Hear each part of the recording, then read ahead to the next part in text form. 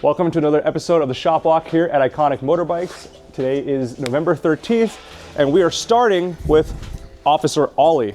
Normally I call him Champion, but today he is working on a really unexpected police bike. This is a 1950s Lambretta Li 150. You can come out of the front actually. So it's a Lambretta Italian scooter company. However, they worked with a company called Ibar in Spain to build a few of their designs under license, and this is one of said bikes. I think they only made roughly 200, a little bit more of these, specifically for the New York City Police Department, and so that's why you can see police branding all over the place. And have you opened this up yet? I have. You have? Yeah. So this is where you would put, you know, your ticket, your ticket box and that kind of thing, and your sandwich, or I guess if you're being stereotypical, a donut. There's also there's a switch here, which we haven't tried this yet. Maybe it must be for that light. We're gonna have to figure that out. Flashing lights. Where's the siren? We'll come back to that. But yeah, so this came to us. The owners acquired it from a different source. It wasn't running, so Ollie's our two-stroke expert, whether it's a race bike or the world's slowest police bike. Can you? So it came in and it looks like they got confused. They thought that was a choke, but it's not. It's actually a petcock. So can you show what happened on the petcock, sir? It's just split the front off the petcock. So it's on a linkage system back to the gas tank, and then so this whole thing was connected to there, and they pulled it, just yanked it right out. Yeah, rather than rotated it. The choke's actually on the other side. Can you flip it just so the camera can see exactly where the damage? So yeah, it's just split the face off. So Ollie was able to diagnose that, and we've got one ordered. He has it running, so I'm gonna have him start it, but I want to show two things first. One, it's a twist grip shifter, but what I think is kind of interesting, instead of neutral, instead of an N, it just has a 0 there, which I've seen BMW do that on like first gen GSs and things like that. And then you've also got the New York State Inspector tag right there. But yeah, if you could fire it up, good sir. Yeah, we'll give it a shot.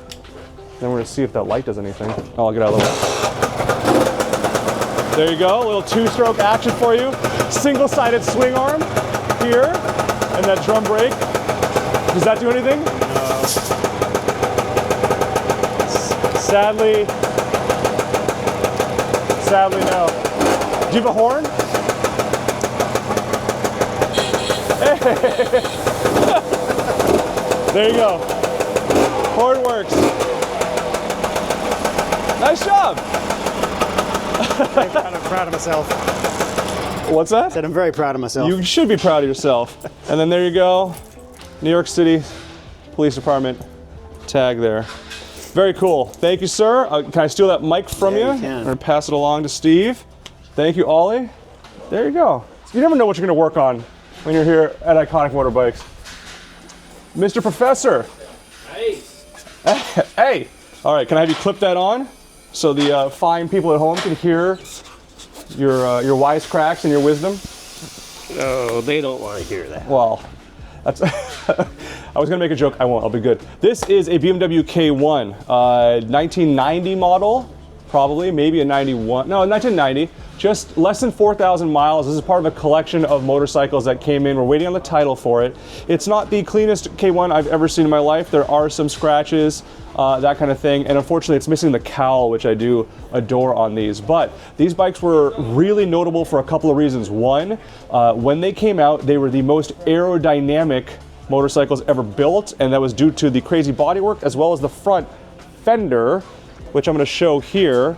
This is just half of the fender for that wheel, and unfortunately it's cracked here, which happens to almost all of them. This is just a known failure point, and they get, again, this has less than 4,000 miles and this happened, but you can imagine this kind of aerodynamic protection on the front wheel on both sides. So like I said, and this is the other side to it, but the most aerodynamic motorcycle in the world when it came out, at least production-wise, which helped make up for the horsepower. That's the thing, yes sir. Steve knows what's up. So these things came out, and at the time they were limited to 100, if I remember right. You know what?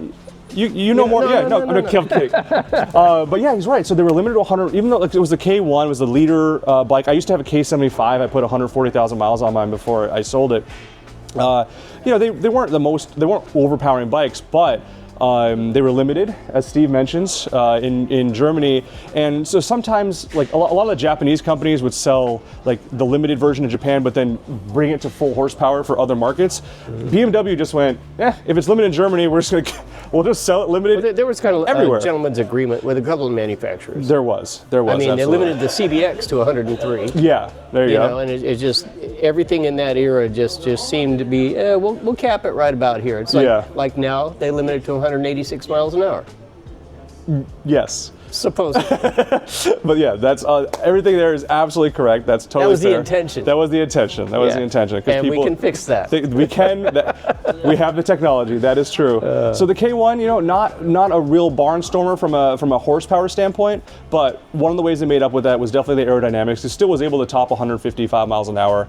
And the other, as I said, there's two things that are this is really noticeable or noted for.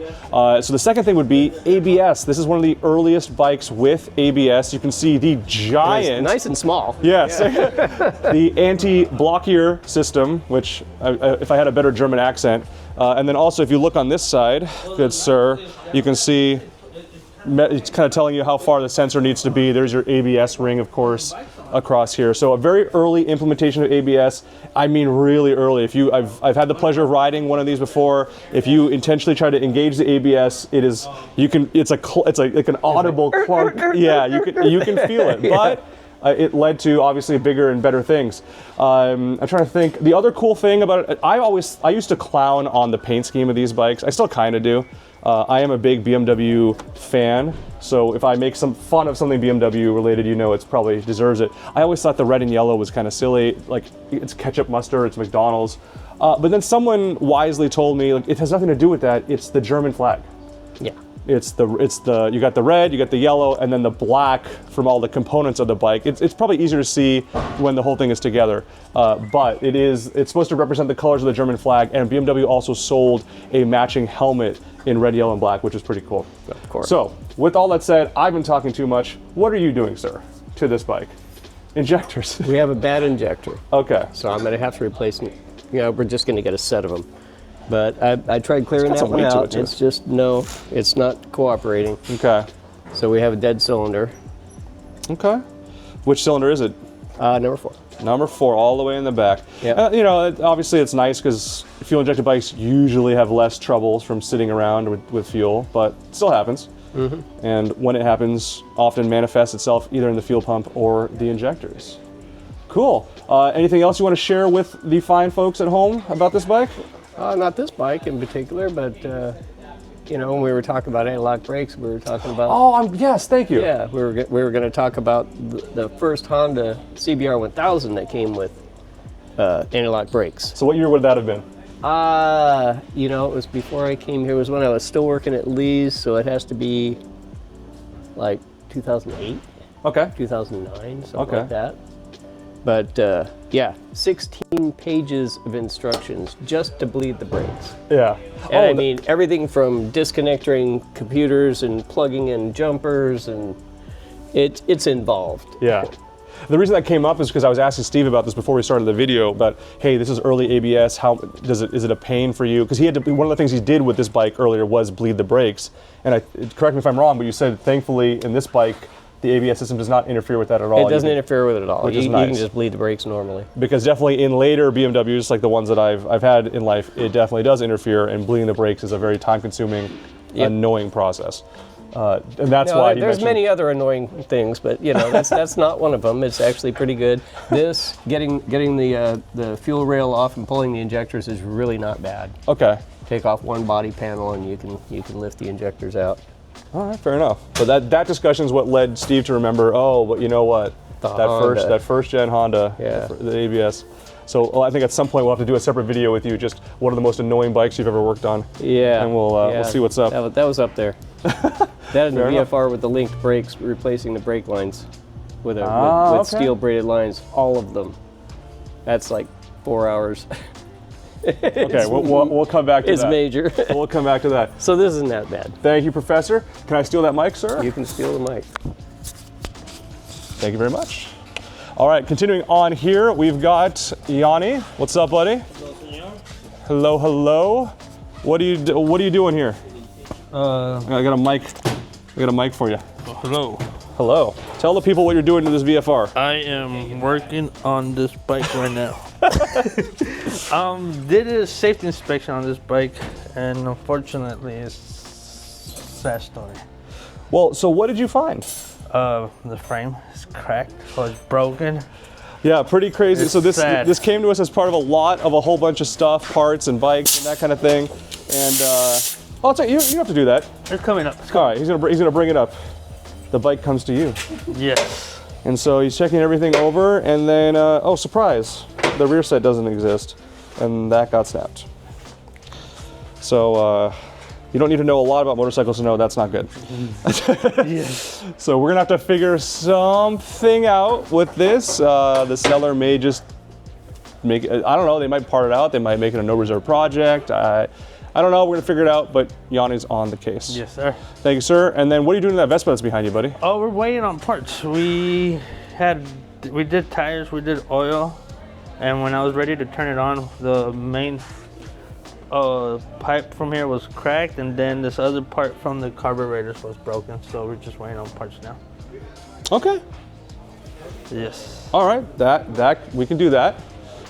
Yes, Cool. sir. Thank you, sir. Goodbye. But he's clever though. I didn't have to ask him. The old guys, you got to ask them to return stuff. What's up, buddy?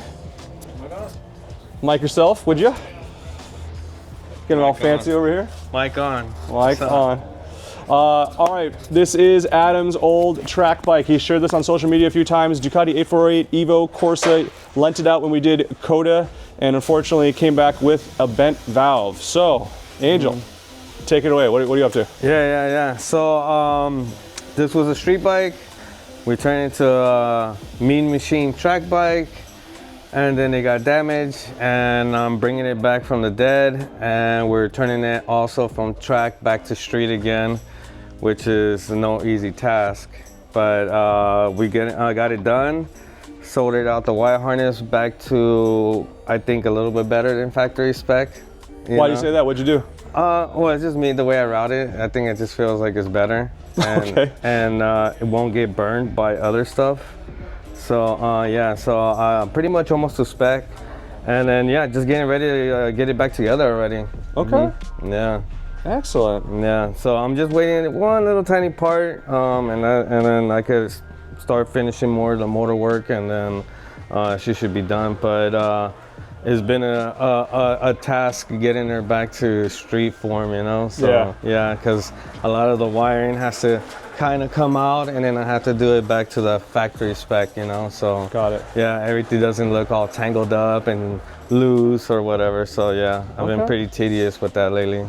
So one of the things that I like about what you do, and I think some people will know this already, some people might not, can you explain what the tape is about to people? Yeah, I'm always careful when I'm working on bikes, but I mean, accidents could happen when you least expect it from like almost anything. So, I mean, I do the same thing to my own personal bike. I try to take care of the frame as much as possible. So I tape up the frame. So as I'm working, you know, nothing damages the paint on the Ducati, especially the red color is kind of a unique red color it's hard to match too. that. Yeah. So yeah, so I just always I guess the past decade that I've been kind of working on bikes, always just masking off the frame or body work that I think is gonna kind of rub as I'm working on it. So just from experience already, I kind of know where I need to like tape up just in case, you know?